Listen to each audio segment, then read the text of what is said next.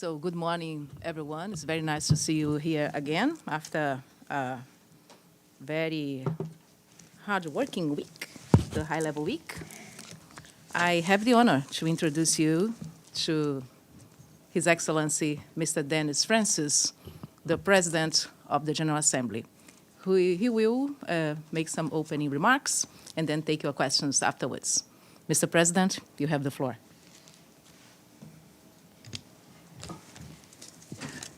Thank you, Monica.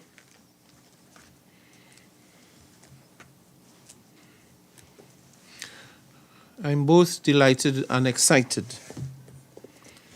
to welcome you here to my first press conference as President of the General Assembly. While I've had a chance to meet some of you in interviews over the past 2 weeks, I think this is the official start of what I hope will be an ongoing process of continuing engagement. On that note, I'd like to thank all of you for your coverage during High Level Week, which once again confirmed the unparalleled relevance of the United Nations and of the General Assembly in particular as a global platform for world leaders and a central stage for multilateralism. And so I welcome this opportunity to touch upon some of the highlights of High Level Week. As you know, the general debate of the 78th session has just concluded. I have been encouraged by the engagement and participation of delegations.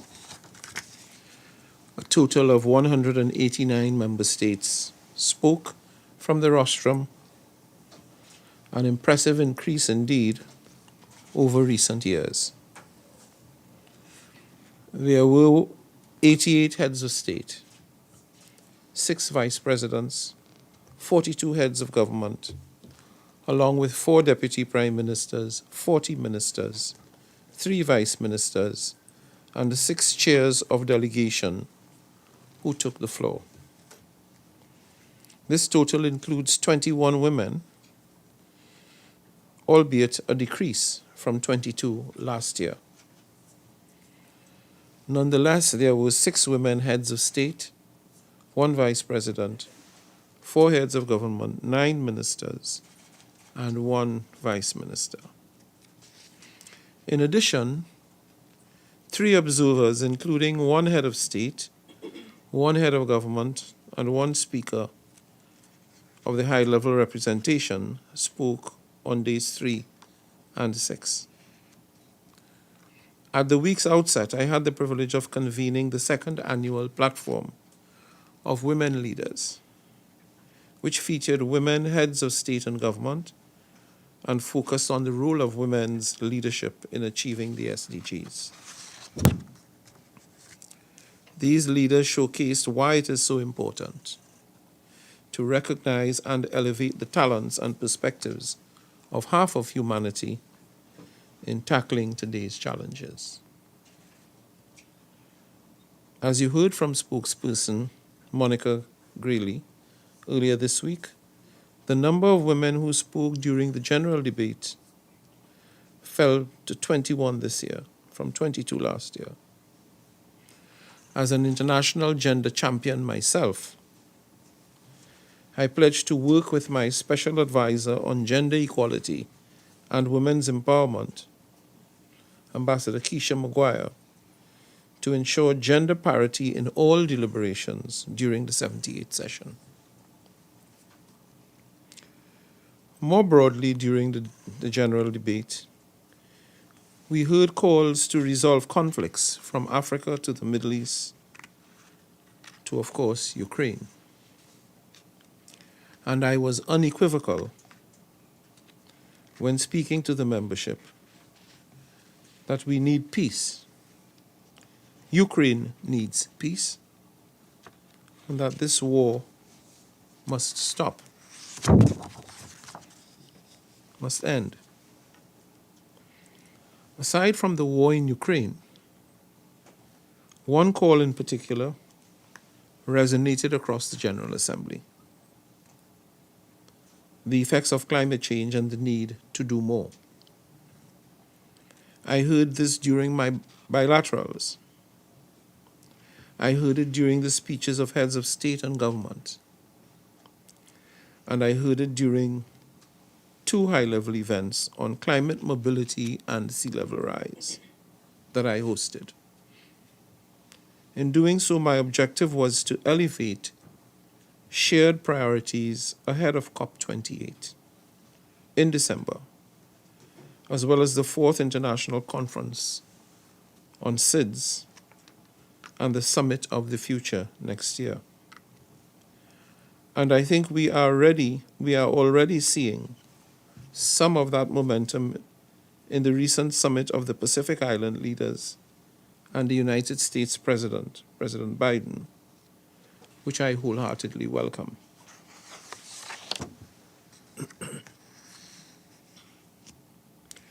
Beyond climate, the SDG Summit and its political declaration mark the start of a new phase of accelerated progress to achieve the SDGs by 2030.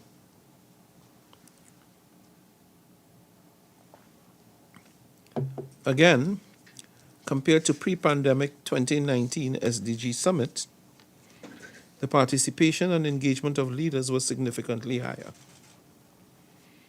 144 participating states plus the EU spoke at the 2023 SDG Summit, compared to 80 speakers in 2019. This included 87 heads of state and government and 58 ministers, compared to 64 heads of state and government and 17 ministers in 2019.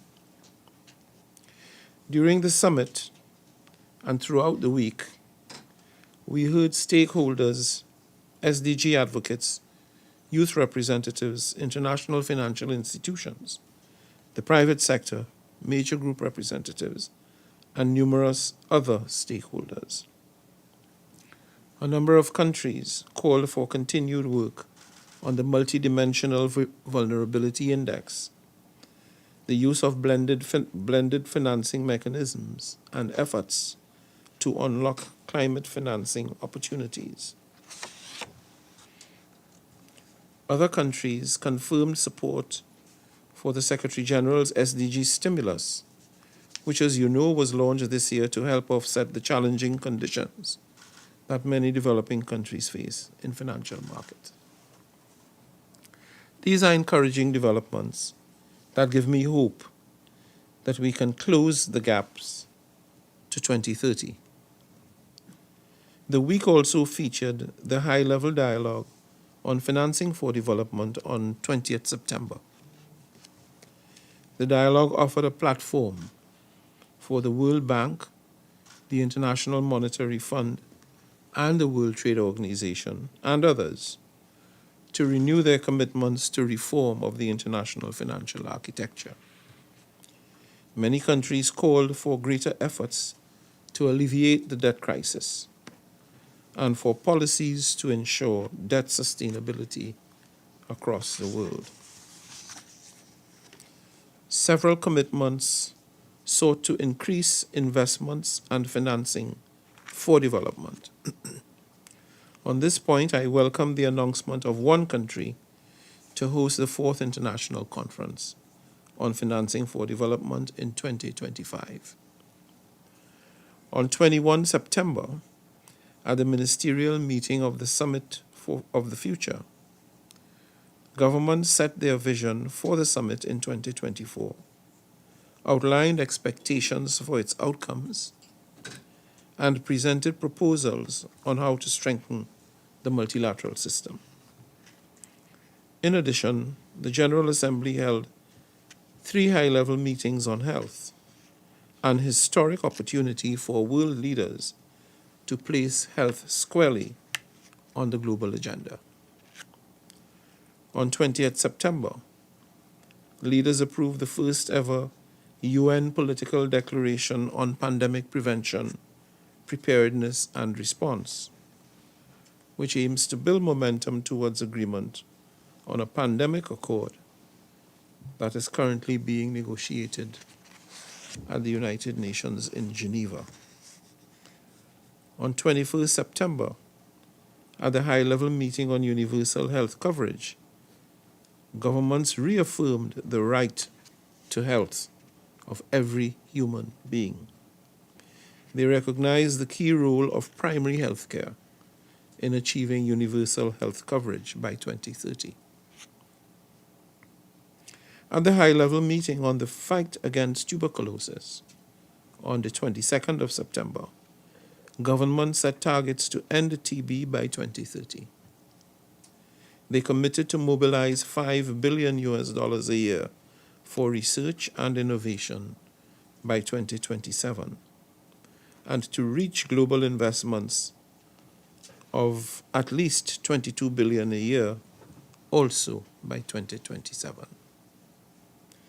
The high-level week concluded on Tuesday, 26 September, with the high-level meeting of the General Assembly to promote and commemorate the International Day for the total elimination of nuclear weapons. This year, we heard 77 statements, up slightly from 73 last year. I welcome the engagement of some nuclear weapon states, namely China, India, Pakistan, in these important discussions. I hope that this will inspire more member states to heed the call for the overwhelming majority of the international community, including civil society, to take serious action towards the complete elimination of nuclear weapons. Like many of the calls we heard throughout the week, this is a moral duty of our time, of our generation, and we must fulfill it for the sake of humanity. Colleagues, these are the highlights. With that, I turn the floor over to you. Thank you very much. Thank you so much, Mr. President. And the first question goes to Valeria Robeco, President of UNCA. Valeria, you have the floor. Thank you so much. Thank you so much, Monica, and thank you, Mr. President, on behalf of the United Nations Correspondents Association. So Valeria Robeco from ANSA Newswire. My question is, during the past week, have you seen any concrete progress or any glimpse of hope in any of the most challenging crises, like the war in Ukraine, the climate change, the 2030 agenda that is not on the path to reach the sustainable development goals? So have you seen something positive out of the last week high-level debate? Thank you so much. Thank you. I'm happy to say that I saw an engaged international community recommit,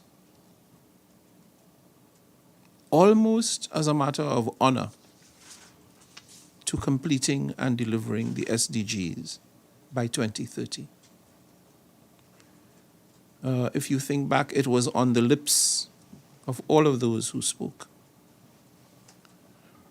Because of the importance, the crucial importance of sustainable development to civilization on this planet. So I'm very encouraged and gratified that there's been this wellspring of goodwill and commitment that the UN should honor its undertaking to deliver the SDGs. We saw some countries making bold commitments. We saw the private sector accepting their responsibility to play an important role through partnerships. We saw civil society in the vanguard of the movement to build on the work already done and to support delivery of the SDGs. So, on balance, I feel very comfortable going forward into the next phase, which is the implementation phase. We also saw the three declarations on health.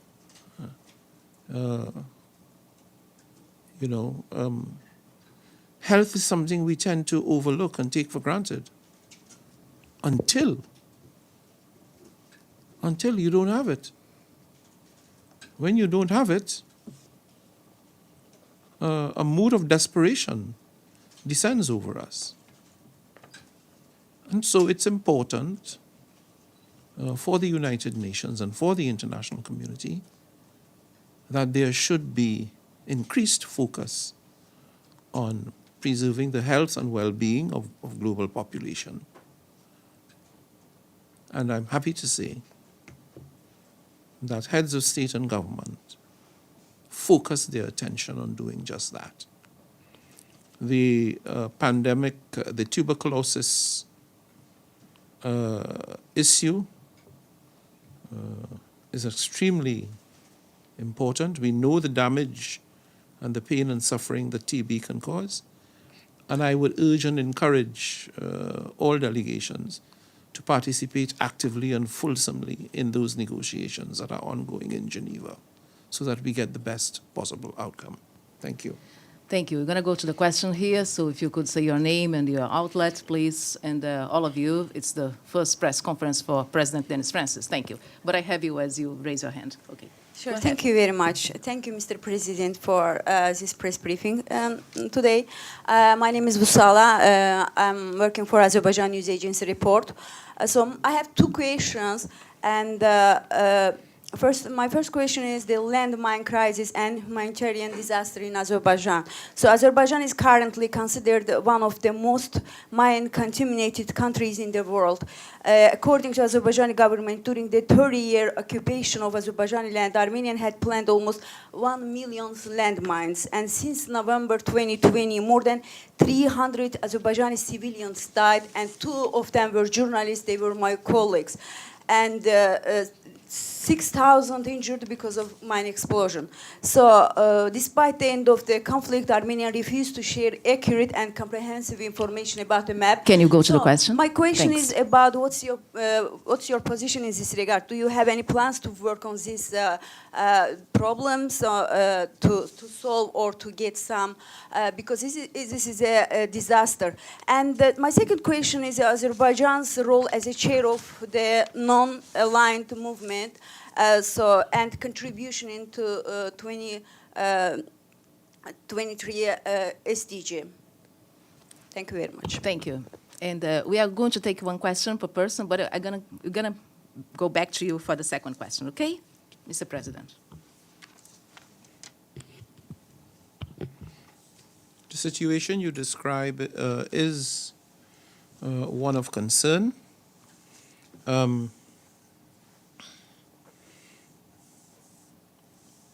The international law prescribes that there are certain categories of weapons that ought not to be used in international conflict.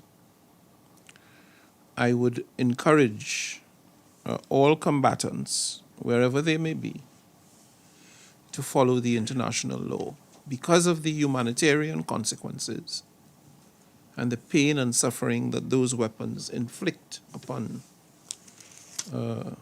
not just combatants, but civilian populations.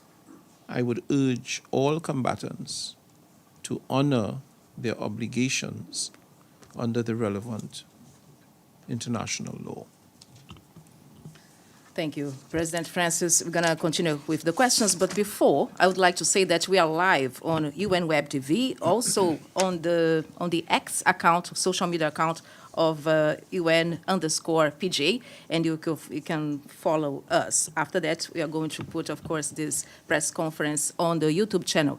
But now we will go to Nabil. Nabil, you have the floor, please. And afterwards, Stefano, Deji, Celia, and James. So I'll ask my first question, and maybe I'll have another chance later. Thank you for this press briefing. Nabil Abisab, Al Arabi TV station.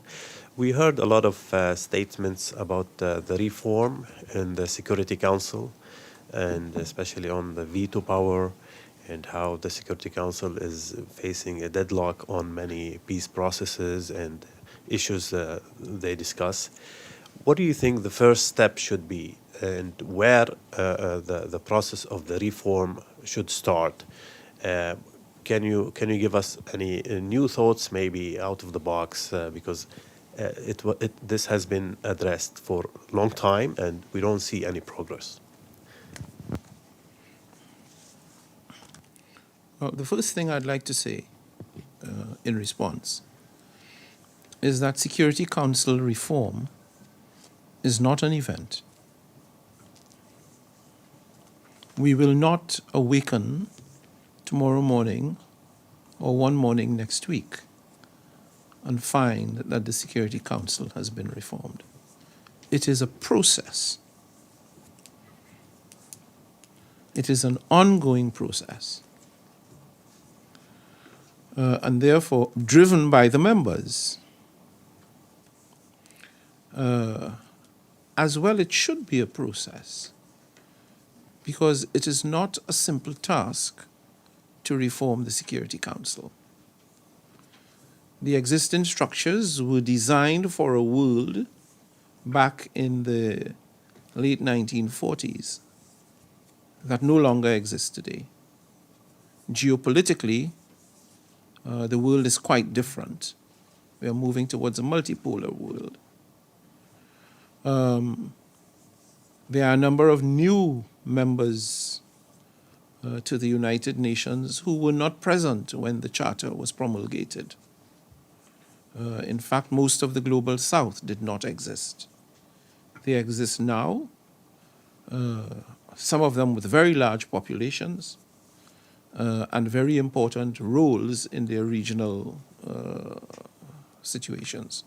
So we do need to rethink the structure of the Security Council so that it more aptly represents current realities of global politics. That is going to be a process that will continue to engage the House for some time.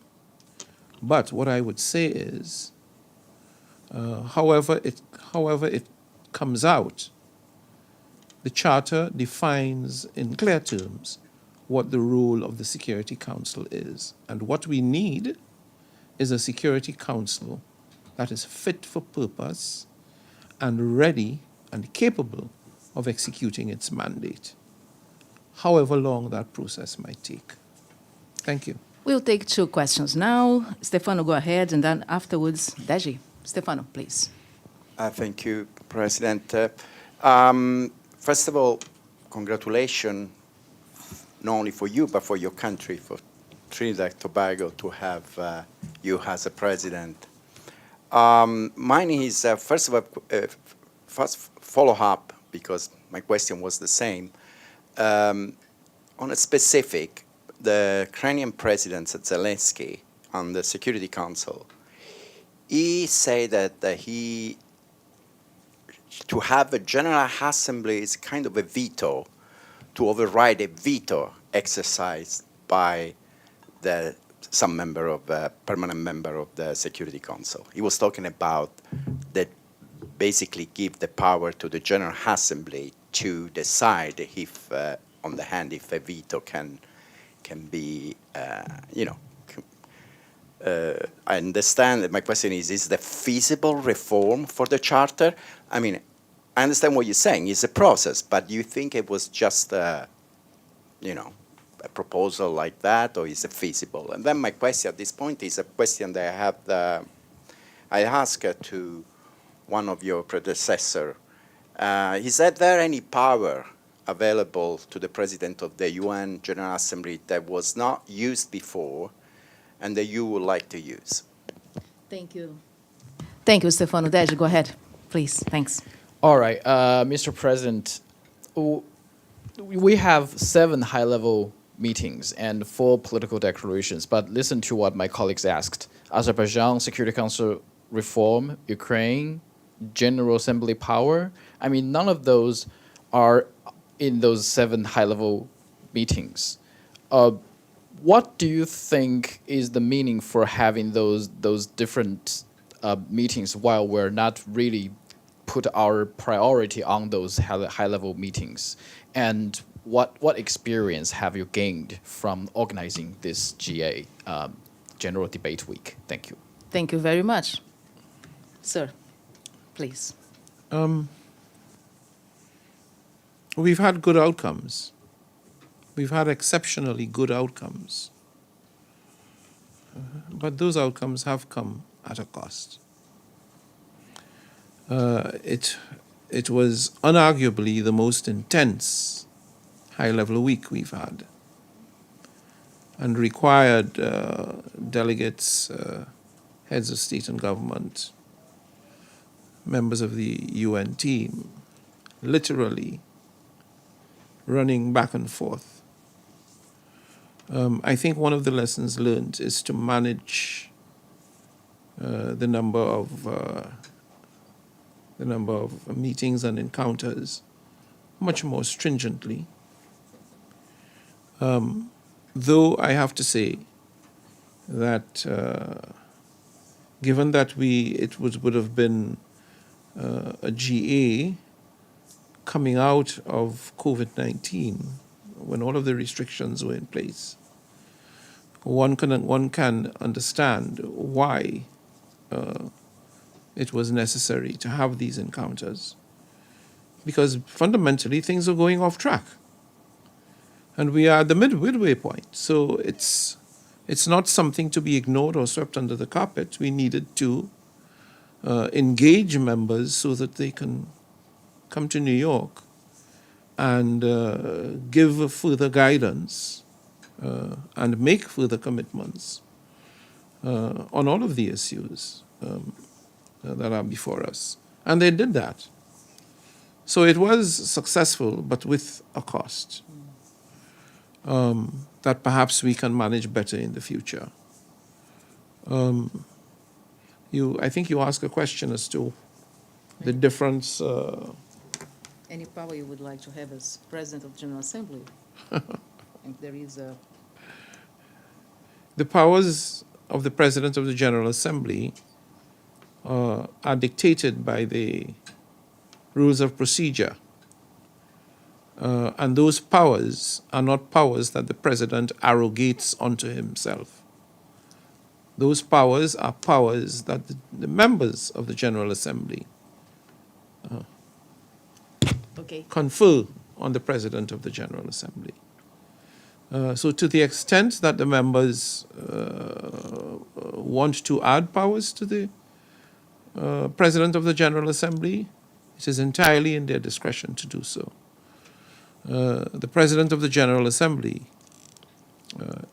is in many ways, the servant of the General Assembly. And so I'll take my cue from what they decide. Thank you, PGA. We now go to Celia, James, Javier, Stephanie, and then we go to the website, people who are there online and would like to ask questions as well. But Celia, you have the floor.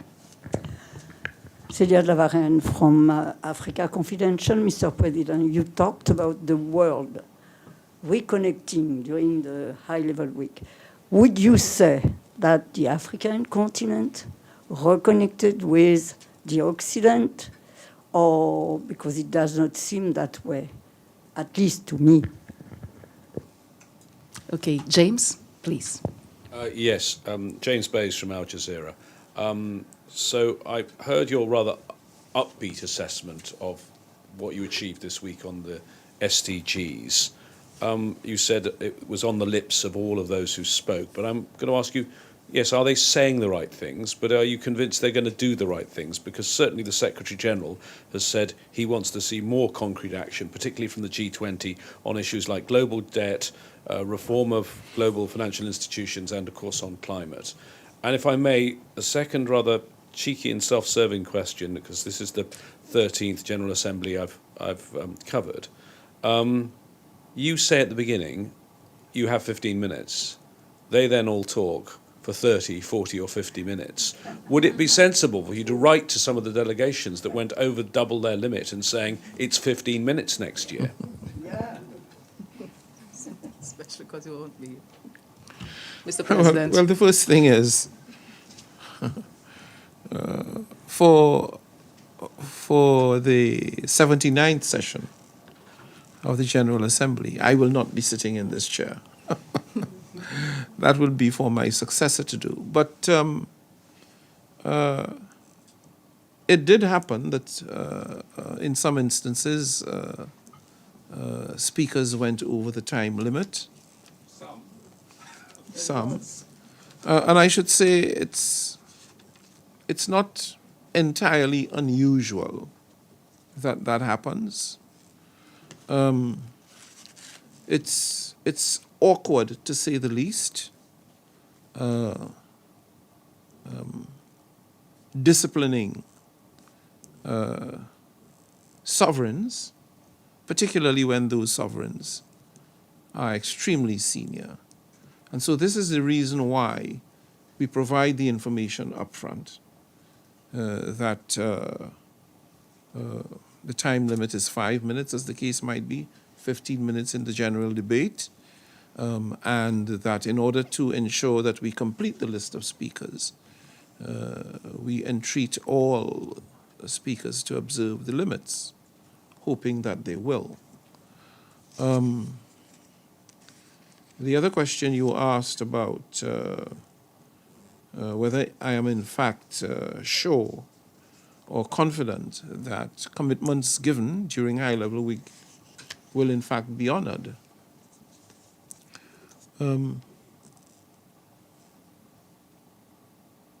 What's fantastic about it is that these commitments were made in public,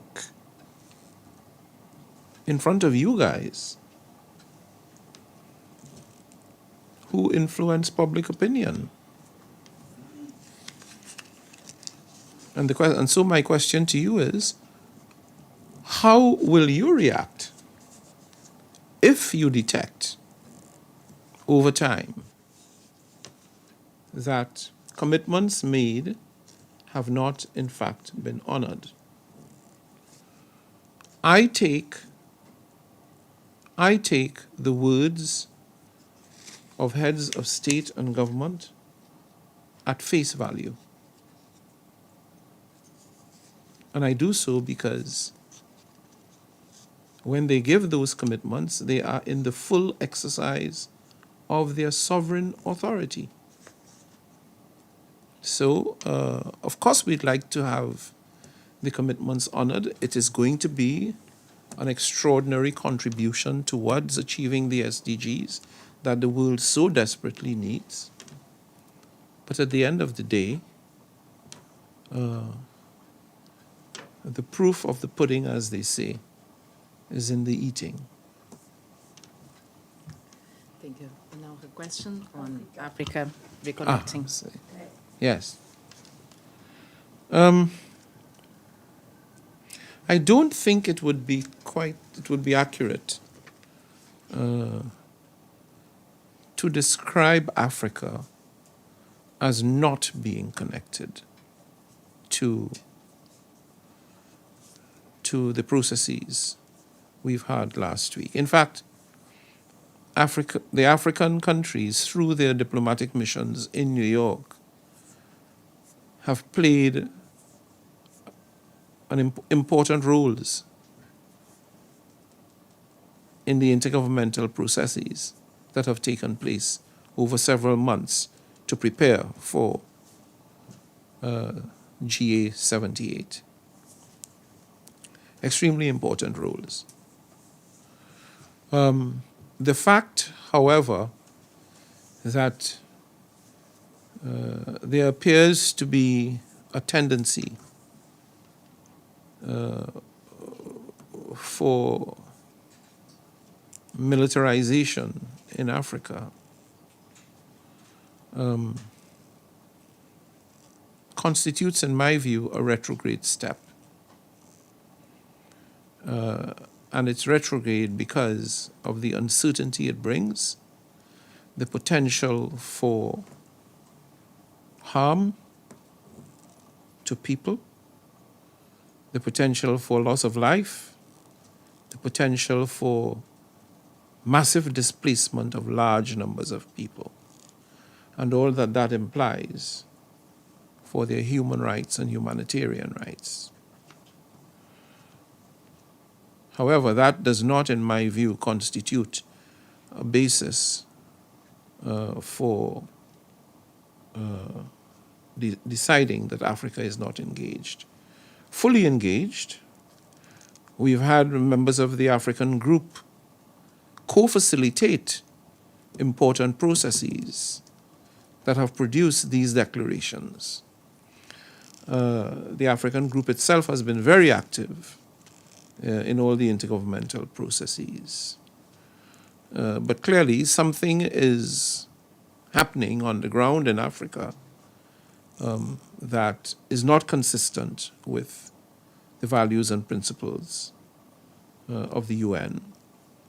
And I think we need to do a proper examination as to why that is the case, to see whether there are ways in which we can encourage that democratic norms be upheld in Africa.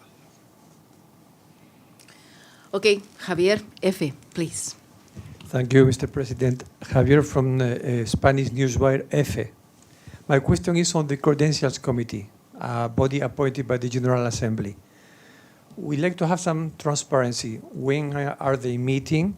Which cases are they treating this year? I understand that it's Afghanistan again and Myanmar and Niger. Can you confirm that? And can we expect a decision on this issue? Thank you very much. Mr. President. You're asking me, in fact, to guess. It is not something that I am inclined to do. And I say this because you're quite right. The Credentials Committee has not met and will not be meeting for some time. I do not know, I cannot foretell what is on the agenda of the Credentials Committee. At such time as they have met and taken decisions, they will provide a report to the General Assembly.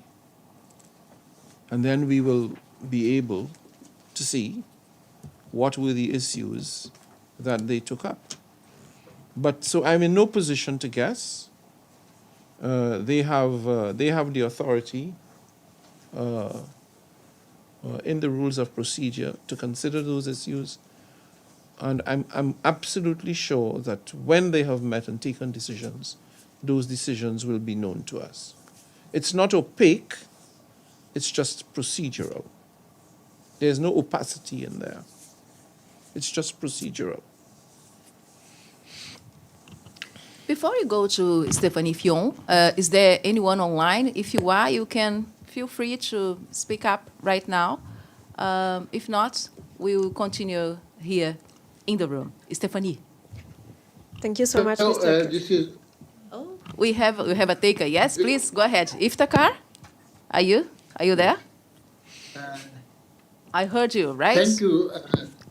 Yes, thank you, Monica, and congratulations, Mr. President. My question was about the Security Council reforms, which my colleagues Nabil and Stefanos have asked. So I turn to Afghanistan. Sir, as President of the General Assembly, what is your message to the Taliban, especially in terms of the rights of women and girls? And sir, my second question is on sport.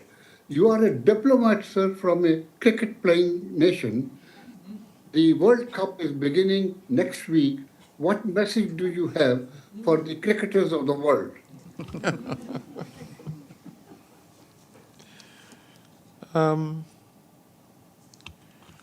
For the government of Afghanistan, I would urge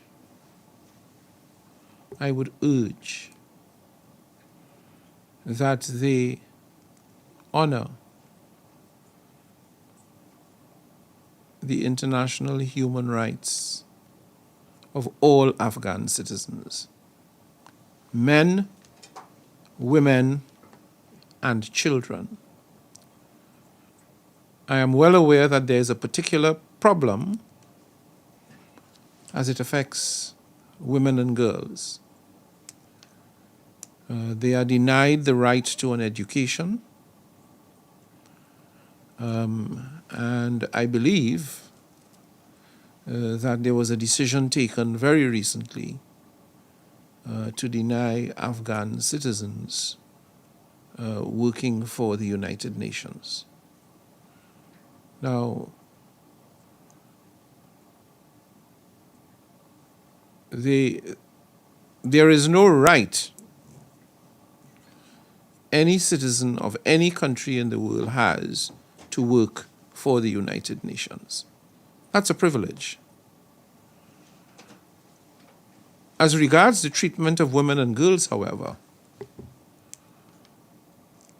like the government of Afghanistan, all men, they have inalienable rights.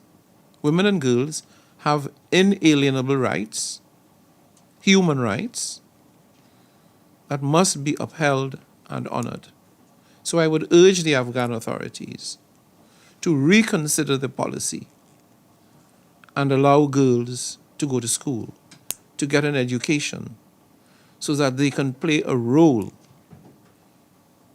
in the development of their communities and society.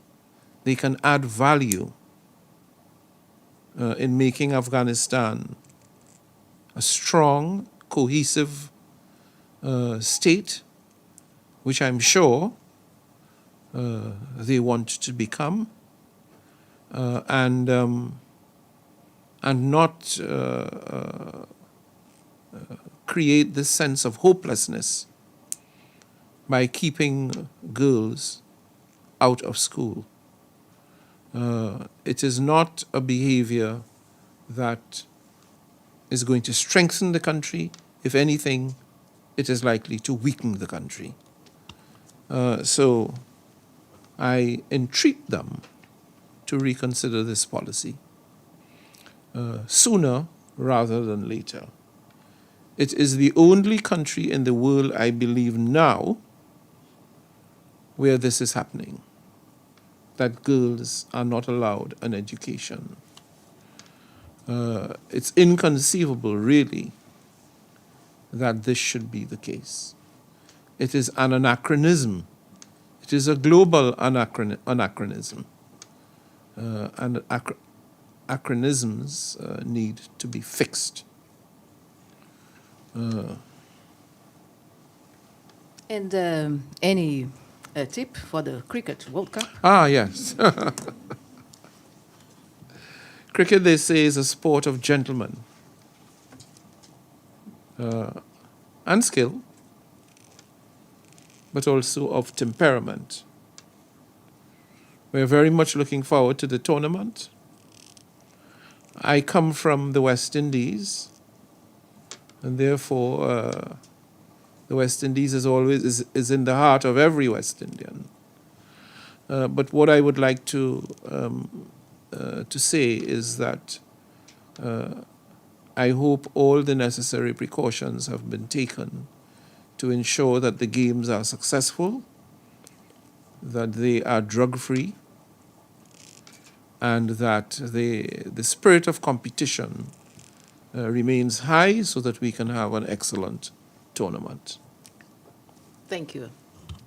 Now we go to Stéphanie Fillon. Thank you so much, Mr. President. Stephanie Fillon from Asahi Shimbun. You said last week you deplored the fact that the UN's never been led by a woman, and I wanted to push your observation a bit further. Do you believe that men should refrain from running next time around? And considering that you come from the Latin American Caribbean region, do you intend to take any extra steps to support women from your region to run? Do I believe that men should refrain from running the next time around? No. No.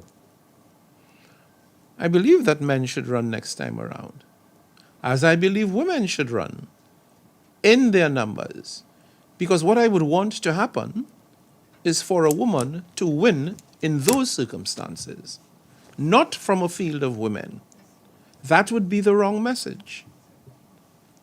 And the message has to be that women are and can be as productive, as competent, as resourceful, as efficient as any man.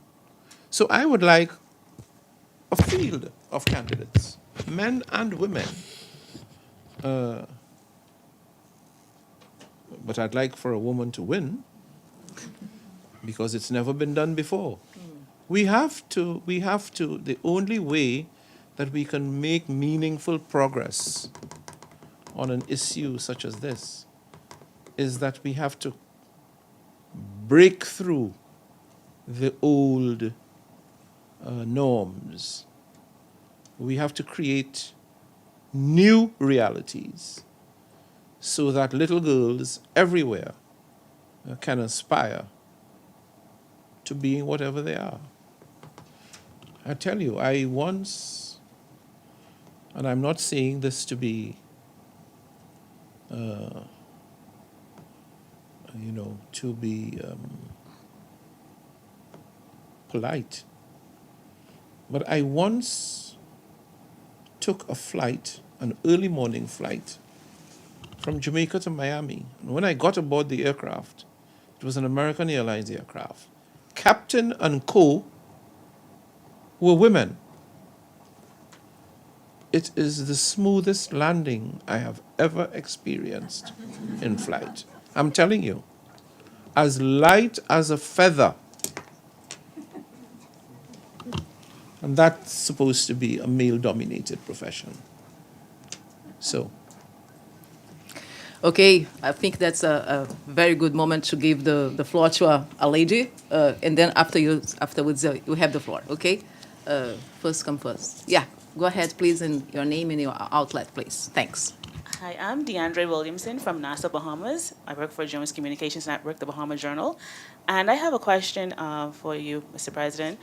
During the General Assembly, several world leaders, and particularly CARICOM leaders, called for a resolution, called on the Security Council for a resolution on Haiti for a multinational force. So how soon can we expect to hear from the UN Security Council in this matter? Any update on that? I would hope sooner rather than later. In fact, I'm inclined to believe that such a resolution being taken to the Security Council is imminent. It needs to be imminent, it needs to be quick because of what is taking place on the ground in Haiti. The security situation in Haiti has deteriorated at an alarming rate and clearly requires something to be done. People are marooned in their homes. They cannot leave their homes to go grocery shopping. Children are unable to go to school. Rape is being used as a method of violence and subjugation, while these gun-toting gangs literally terrorizing the civilian population. It has to stop. It has to stop. Therefore, I would hope that the Security Council will see its way quickly to consider the resolution and to give its assent to it to make it possible for the force to go in. That will be the start, one hopes, of the re-democratization of Haiti, which is also extremely important. But for the moment, re-democratization cannot commence in earnest while the security situation persists as it is. Okay, please go ahead. Your name and outlet. Thanks. I'm Jagdishwar Pandey. I'm from Nepal. I'm here as a UN draft fellow. My question is the President is that you have mentioned that the world need peace, Ukraine need a peace. So you met during the General Assembly, high-level General Assembly session. You met with the Lavrov and the Zelensky. So during the conversation with them, did you find any room, negotiation room, to break a peace deal? Thank you.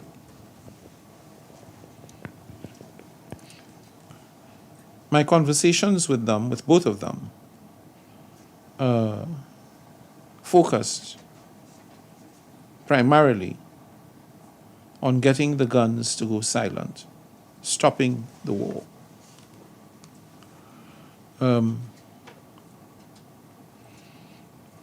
War is never,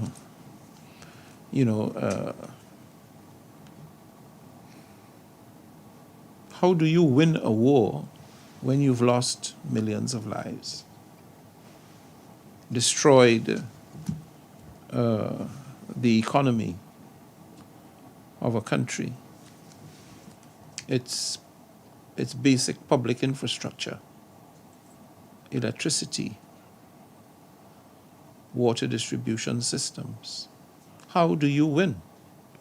How do you win when hundreds of thousands of people have lost their lives or been maimed permanently or scarred psychologically for life? How do you win when hundreds of thousands of people are in desperate need of humanitarian care and support? And it may not be easy to reach them. So winning a war, in my view,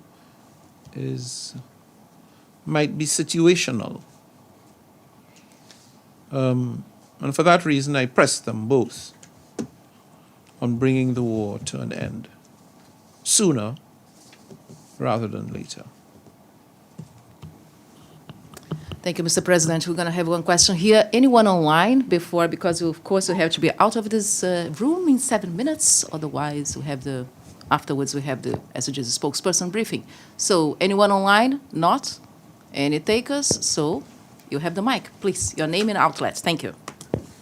Thank you. My name is Wani Isaac Kenyi.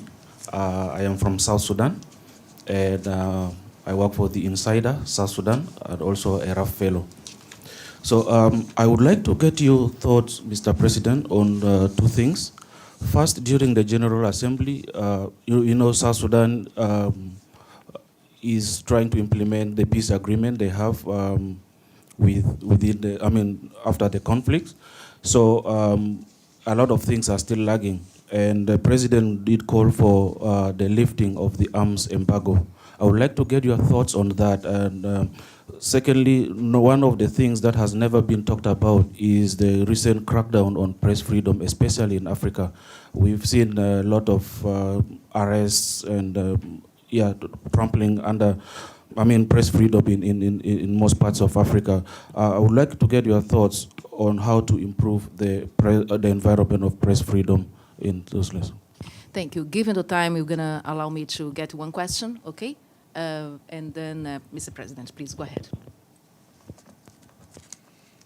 Press freedom.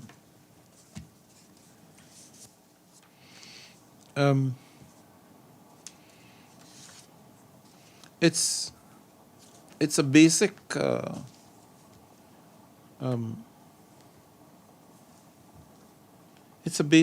condition, really, and principle of democracy. And I would hope that not just in Africa, but across the world, that governments would accept press freedom as necessary not just necessary, but advantageous. That's how you build a strong polity. One of the ways in which you build a strong polity. Freedom of expression.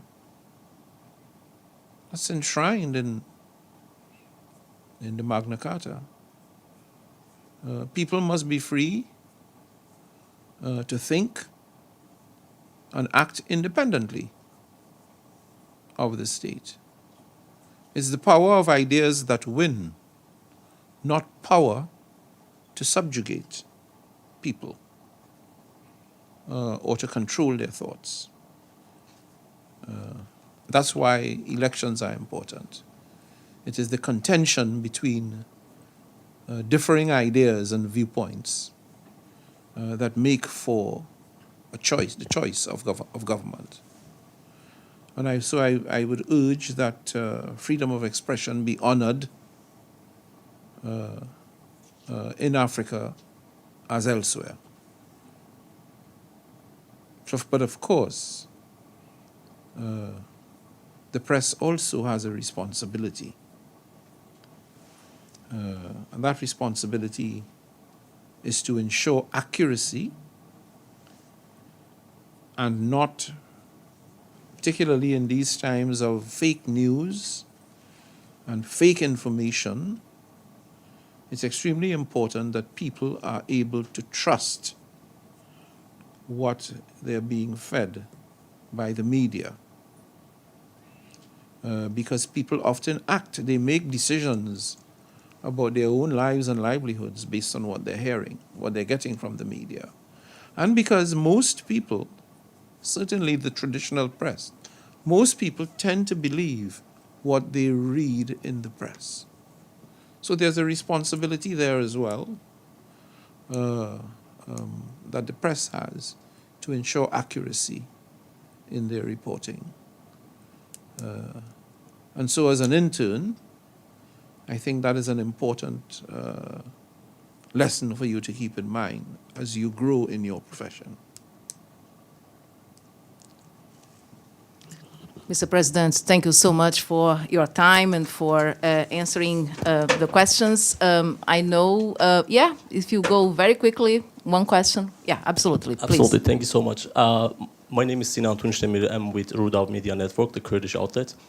My question is, if there is going to be a reform, this reform is going to include anything for stateless nations. For example, there is more than 40 million Kurds around the world, and unfortunately they don't have a chair at the UN. The question is this fair, do you think, or do you think if there's going to be fair, is there going to be any reform, this reform is going to include anything for stateless nations? Thank you. That's a big one. Because the formula we now have recognizes established states. One of the requirements of which is you must have a clearly defined territory. That's how the UN is structured now. You must have a clearly defined territory. I can't project what the outcome of the reform would be. I'm in no position to project that. It's a very dynamic process because you have 193 member states who will be working on this, bringing forward ideas and proposals. We do not know what the eventual form will be. But I think this is an issue for the Kurdish people themselves to engage in, and to make strategic decisions about. Because if you said there are approximately 60,000 people, Kurdish people, distributed across the world, perhaps it is something that they might want to spend some time taking a careful look at. Thank you, Mr. President, for your time. Thank you, everybody, for coming today. We will see you tomorrow. Thank you. Thank you very much, Mr. President. Thank you.